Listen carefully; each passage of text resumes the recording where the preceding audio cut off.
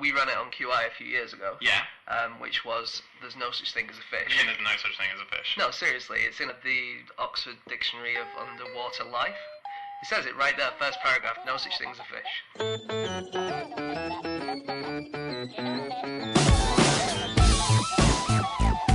Hey everyone, welcome to another edition of No Such Thing as a Fish, a weekly podcast coming to you from the QI offices in Covent Garden. My name is Dan Schreiber. I'm sitting here with the regular three QI elves, Anna Ptaszynski, Andy Murray, and James Harkin. And we've got joining us today on fact-checking duties, Freddy Soames.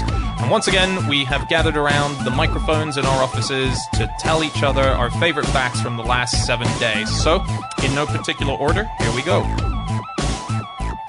First up, it's James. My fact this week is that the CEO of Levi's, Chip Bergh, hasn't washed his jeans in more than a year. So, when you first mentioned this to us, Yes. I thought that wasn't that surprising because I didn't really wash jeans and didn't realise that was a thing. I was shocked and I wanted to know where his mother was, and I wash my jeans every day. But Andy eats crisps off a plate. Come on. That's true. You can't trust his household habits. But apparently I'm right? So a jeans aficionado is on my side. Well, there are lots of people who think that you shouldn't wash jeans because it fades the colours and it spoils the fabric. But that's people who work for jeans companies, not so much microbiologists, who tend to think that you probably should wash them because there's going to be lots of bacteria on there. So how much bacteria are we talking? Okay, so there was a student at the University of Alberta called Josh Lee, and he, as an experiment, wore the same pair of jeans for 15 months without washing them. And after 2 weeks, he found that he had around 1,000 to 2,000 bacteria per square centimetre. That was on the front of the jeans, 1,500 to 2,500 on the back, and between 8,000 and 10,000 in the crotch area. Lovely. Wow. I wonder how many more that is than we have on our skin. Yeah. Well, Because you do have bacteria on your skin. We have 10 times more bacterial cells than human cells in our bodies, is that right? Yes. That's right. Most of them are very small cells in the gut, but 90% of you is not human. Yeah. And isn't that where all the smell comes from? I seem to remember saying this to you guys a long time ago, but that's where... That's why you smell. It's not you, it's the little animal lads. It's a very poor excuse on a date, though. It's not me, it's the 90% of cells which aren't me in my body. So if someone ever says to you, "Oh, you smell of sweat today," you should say, "No, I smell of bacterial feces, actually." Yes. In your face. Where are you going? Don't get in that taxi. I see promise for us. So, I don't know, do you just not do anything with your jeans, Anna, or do you put them in the freezer like some people do? I don't really understand this freezer thing. What's the freezer thing? Well, that's what this guy from Levi says, that instead of washing, you can kill the bacteria by putting your jeans in the freezer. Oh. And one, it means that it doesn't fade the jeans and what have you, but two, it also will save water, and apparently people are using a lot of water all the time uselessly for washing their jeans. So that's like a cool way of cleaning in the same way that, remember the person who used to have an asbestos tablecloth? And Oh yeah, Charlemagne. Charlemagne. Yeah. Do you know about that, Andy? No. Okay, so like Dan says, exactly that. He had an asbestos tablecloth. Right. After each meal, he would take it out, throw it in the fire, and then let the fire clean it, and then he would bring it out and use it again. Did he die young by any chance? Can I tell you my favourite thing about this Levi's fact? Yeah, go on. Is that I just like that the head of Levi's wears Levi's. Yeah. It's just, I love any time you hear a story where someone uses the thing that they created or that they're the head of. Like when I was wearing my No Such Thing as a Fish t-shirt at QI recordings this week. Exactly, yeah. They're, of There's course, no shame available in to that. buy online. In New Zealand. Not from us. Not from us. Yeah. I like it even more so when you see the company getting in trouble for something to do with their own company. Like, for example, Jimmy Wales, who created Wikipedia, got in trouble for editing his own Wikipedia page, which is the top line of what you're not meant to do, and he got busted for it. And I don't know what he was thinking, because it comes up as edited by Jimmy Wales. I think we tweeted this the other day, and Freddie, you might have to check which unis they were, but there's an American uni that wrote guidelines on plagiarism, and it was all plagiarized from another American uni. Oh yeah, that's a great fact. It's a QI tweet if you can find that. Do we know who invented jeans, by the way? Well, there's a difference between jeans and blue jeans. You know, the blue jeans that everyone wears today Yeah. were invented in the late 19th century in America. But this is cool. There have been paintings discovered from the 1650s where people are wearing the blue cloth sort of fixed in with white, which is the proper jean fabric. And the artist is unknown, but he's called the Master of the Blue Jeans. And so in one there's a peasant wearing a blue skirt, another there's a boy in a ripped dark blue jacket, and it looks like they're wearing Jeans in the jeans. 1600s. Yeah, and double denim. It's very, very cool. Is that in Nîmes? Because that's where it comes from, denim, doesn't it, supposedly? Denim is from Nîmes, or it's either there, or it's from Genoa in Italy, which is where they think we might get the word jeans from. But that's not blue jeans with the rivets in. Those were the ones which took over the whole world. Yeah. But Levi's didn't call their product jeans, did they, for a long time? I think for the first 107 years, they called them waist overalls. Really? We had a fact in one of our books that half of the world's population are wearing jeans at any one time. Oh, yeah. Can't remember where it came from. I think Economist, maybe. I know where it came from. Oh, go on. Well, it was a man called Miller who visited lots and lots of countries, and in every country he visited, he stopped and counted the first 100 people to walk by. And in each one, he found that almost half the population were wearing jeans on any given day, which is unbelievable. Yeah. It's fantastic. I'm wearing jeans now. I'm wearing jeans. Yeah, me too. So around this I'm not table, wearing jeans. Yeah, around this table, I was Mine just are smelling, dirty. and I thought, Just going back to not really washing, etc. There was a very famous dirty celebrity in the 19th century, I think. I thought you were going to say the 1970s. He was called Dirty Dick. You know Dirty Dick's pub? It's yeah. on Liverpool Street, near Liverpool Street Station, on Bishopsgate. And what happened was, on his wedding day, his fiancée died, very sadly. And then after that, he refused to wash or clean for the rest of his life and lived in this place in London. And he became really famous for being dirty and never washing. And if you sent any letters addressed to the Dirty Warehouse, London, they would always get to him because he was so famous for being dirty. Well, there wasn't washing. Queen Victoria thought washing was really bad for you as well, didn't she? Lots of people did. Yeah, in the 19th century, very unfashionable. Okay, before we move on, Freddie, have you got anything to add? Yeah, so the tweet that was on Wikipedia the other day was that a university in Oregon has plagiarized the section on plagiarism in its student handbook from the section on plagiarism in Stanford University's handbook. Wow. So good. And we took that tweet from OMG Facts.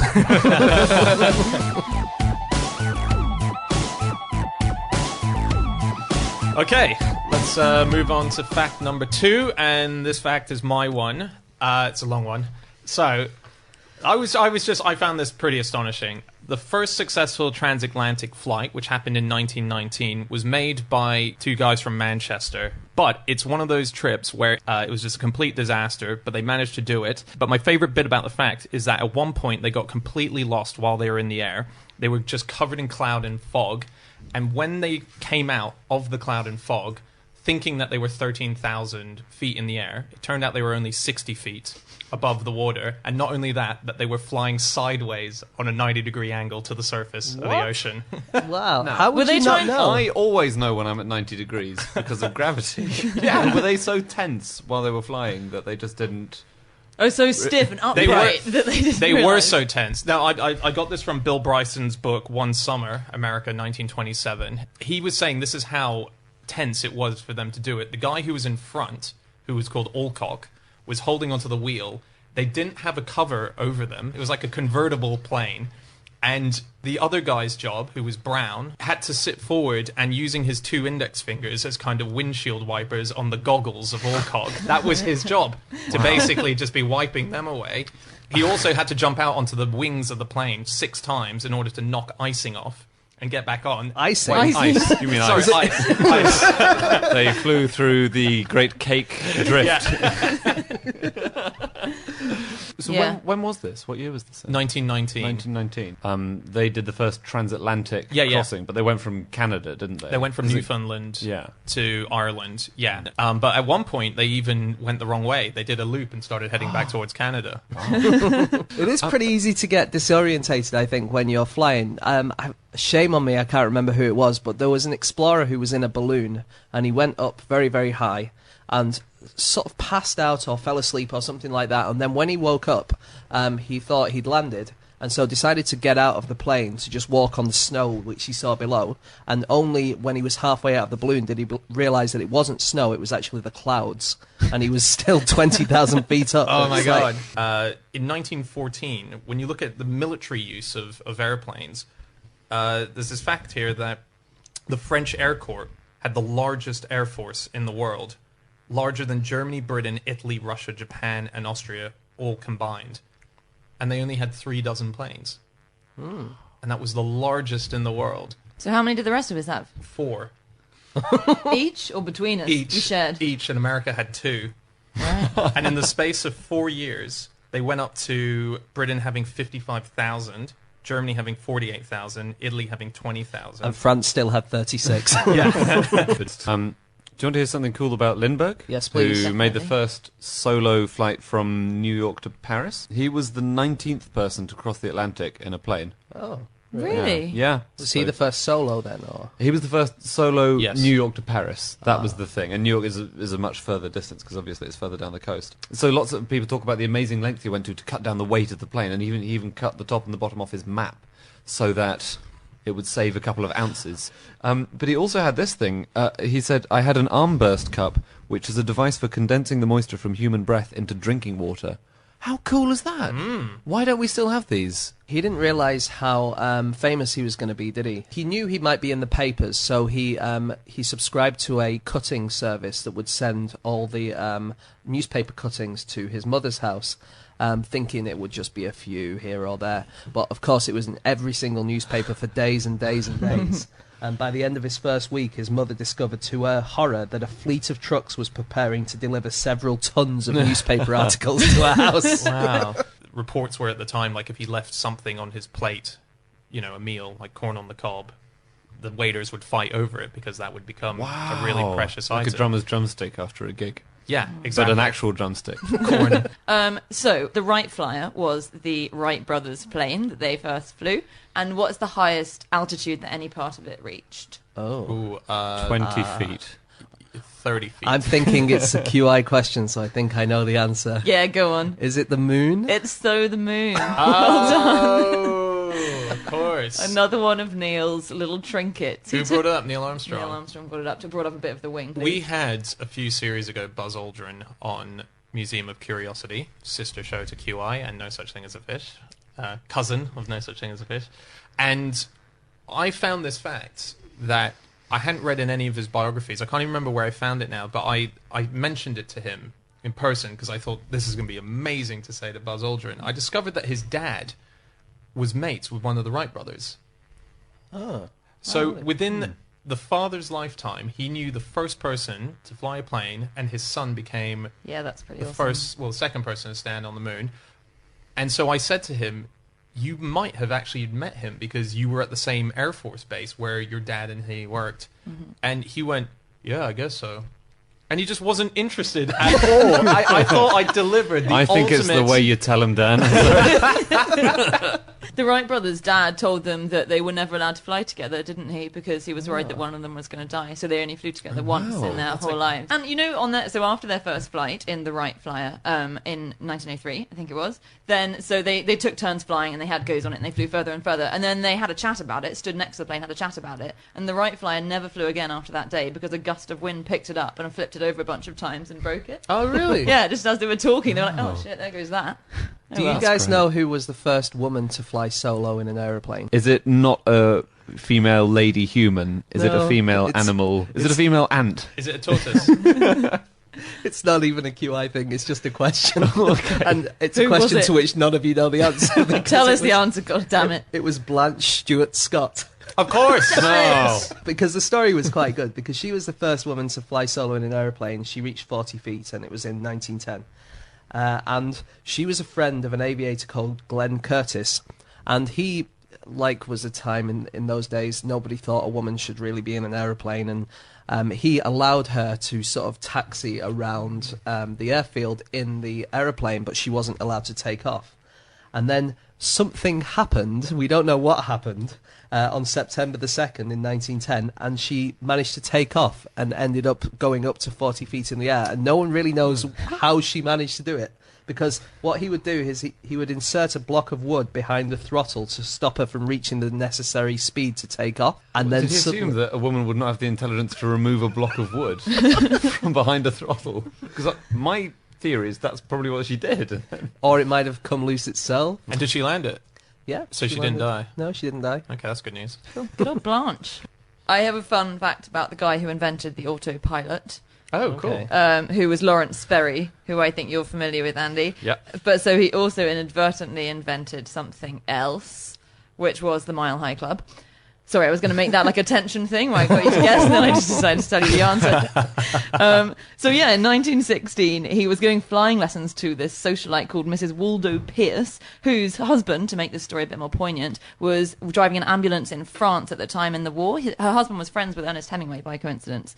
So Lawrence Sperry, autopilot inventor, Mrs. Waldo Pierce, go up in his plane. He uses his autopilot to fly the plane for a while he has a quick bit of whatever euphemism we want to give it. How's your father? Rumpy pumpy. With Mrs. Waldo, and the plane crashed. Something went wrong with the autopilot. People think that they kicked it during their relations and kicked the autopilot, of course, and the plane crashed into a duck pond, and they were found unclothed by duck hunters. Fortunately, her husband was driving an ambulance nearby at the time. Sperry claimed they'd been divested by the force of the crash when they emerged What a from the plane, not wearing any clothes. Fantastic. Oh my god. Isn't there a fact that the first ever hot air balloon trip, there was some hanky-panky going on in there Not as the well? first ever, because I think that was the Montgolfier brothers. No, I'm who pretty I sure don't think were that's interested in it. George Biggin and Letitia Sage went up in a balloon organised by an Italian man called Lunardi, but he got out just at the last minute, and it went over Piccadilly, and as it went over Piccadilly, people could see Sage on all fours, although she maintained that she was not having sex. I think she said she was looking for something, although I can't remember for sure. And all of her clothes had fallen off in the excitement of going up. And so then later on in these big wager books that they have in London clubs, one wager reads, Lord Cholmondeley has given 2 guineas to Lord Derby to receive 500 guineas whenever his lordship plays hospitals with a woman in a balloon 1,000 yards from the earth. Maybe people's clothes were just much more poorly designed in the olden days. Maybe they just never washed their jeans and they just fell off. Crumbling away.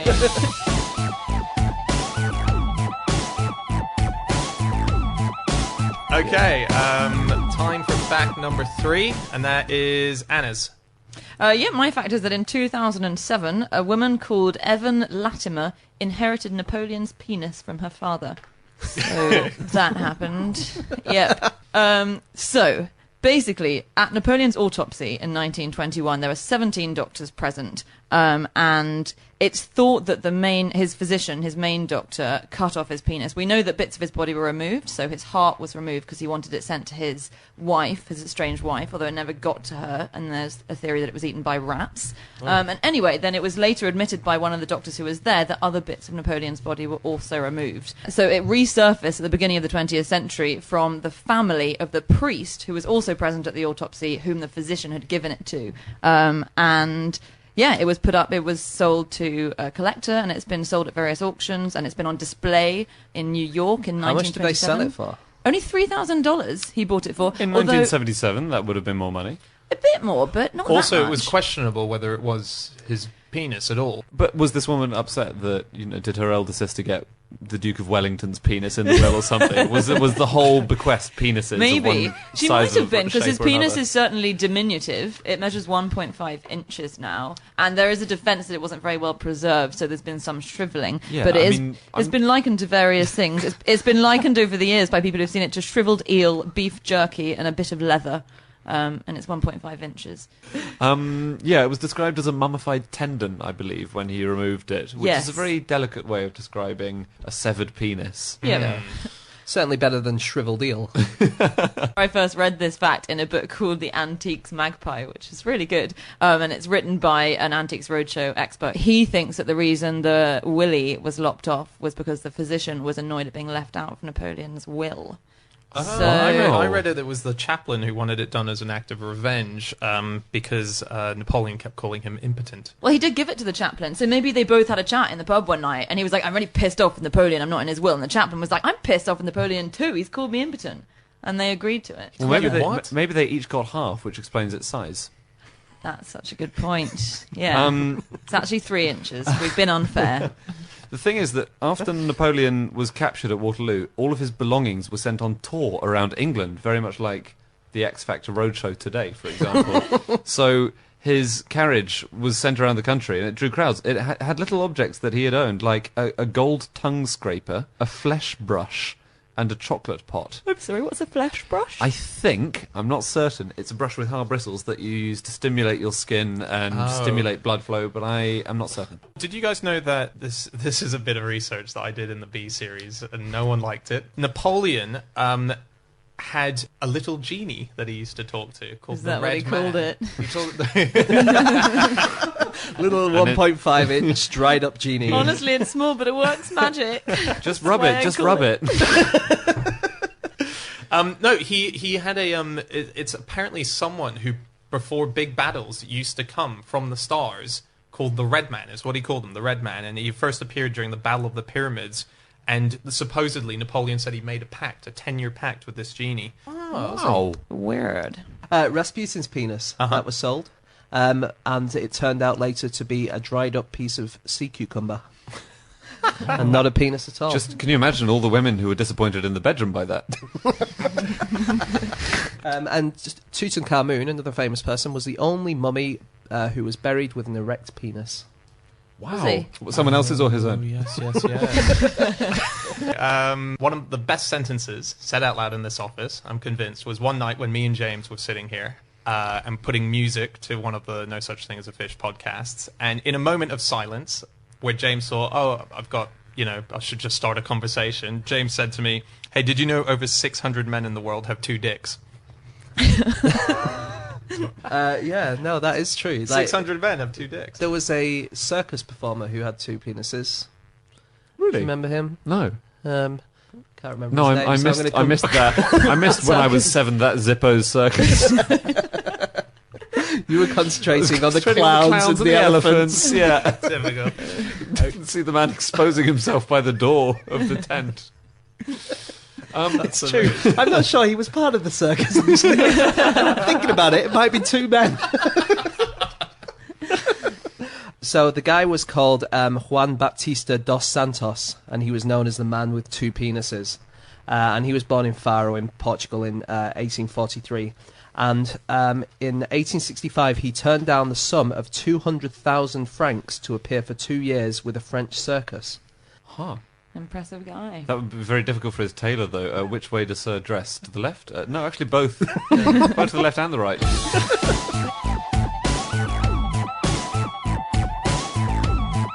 Okay, moving on to our final fact of the show. Fact number 4. Andy, yours. My fact is, to say I don't care about something, a German person has the option of saying, it's sausage to me.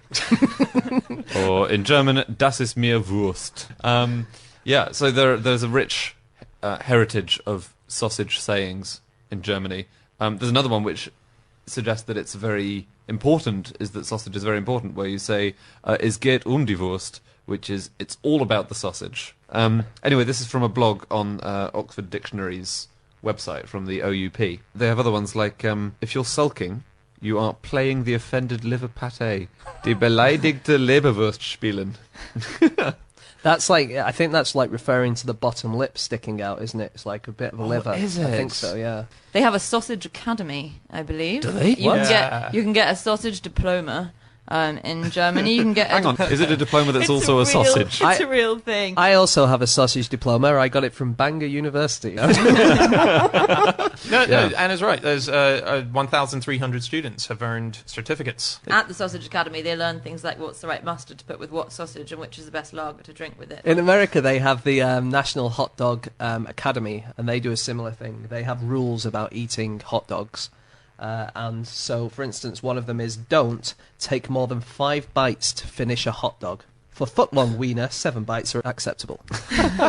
And also, don't use ketchup on your hot dog after the age of 18. mustard, relish, onions, cheese and chili are acceptable. The first hot dog eating competition was held in 1916, which I think was in the States, so the year before they entered the war when they were still larking around. And the winner ate 13 Frankfurters. I don't know in what time scale that was, but recently, the latest record I've found was from last year, where a man ate 69 hot dogs in 10 minutes with buns. I highly recommend to anyone listening, if they want to find out more about this kind of hot dog eating competition stuff, I just read an article by John Ronson in his book Lost at Sea called The Hunger Games, and he interviews the person who set that record that Andy just read out.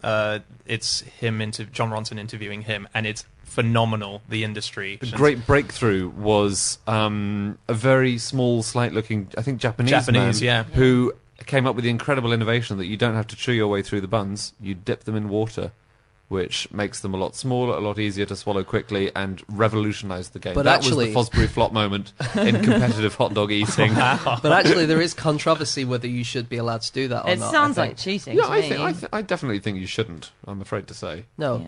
Yeah. I found there's a Japanese book which is published in Edinburgh, and it's called The Insider's Guide to Scotland, obviously though with a Japanese title. That's the translated title. And in the book they advise anyone from Japan visiting Scotland to avoid eating the sausages. Oh. Yeah.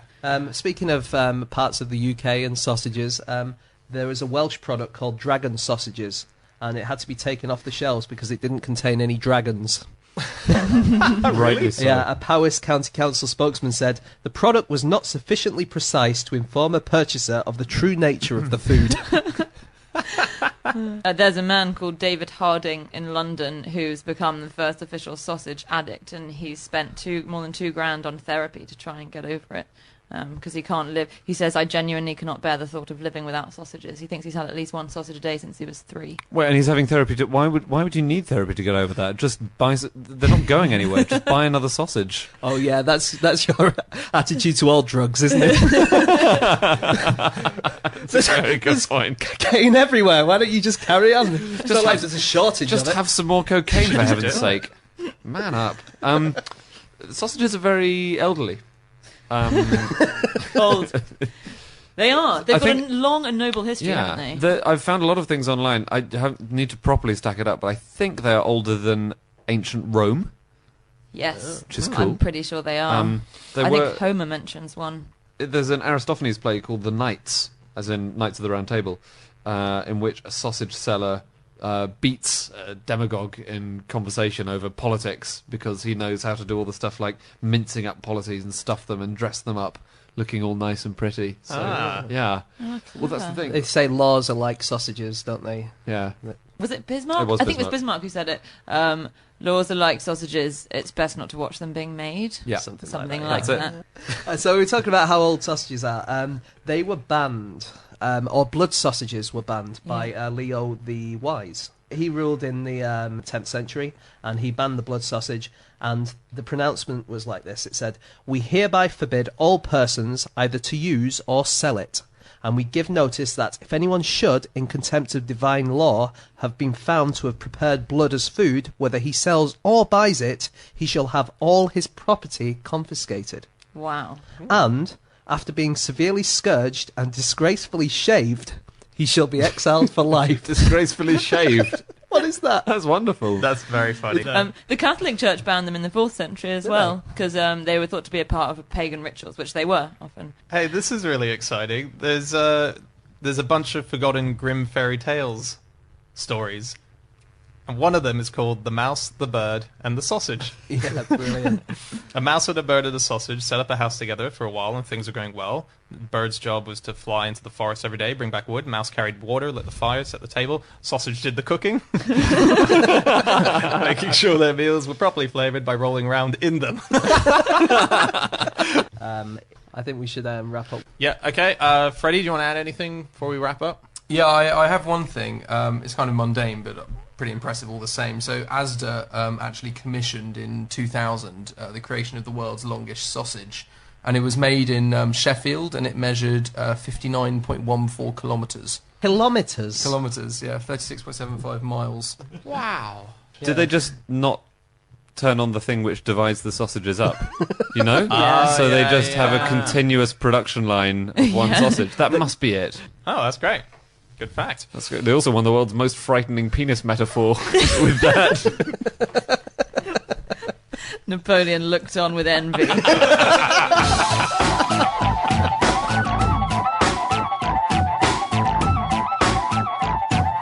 Okay, that's it for this episode of No Such Thing as a Fish. That is all of our facts. If you want to talk to us about any of the things that we've mentioned in this podcast, you can get us all on our Twitter handles. I'm at Schreiberland. Anna is not on Twitter still, but If you have any seen the quest- push? There's a big push for you to get on Twitter now. From you three. Trending in this office only. Yeah.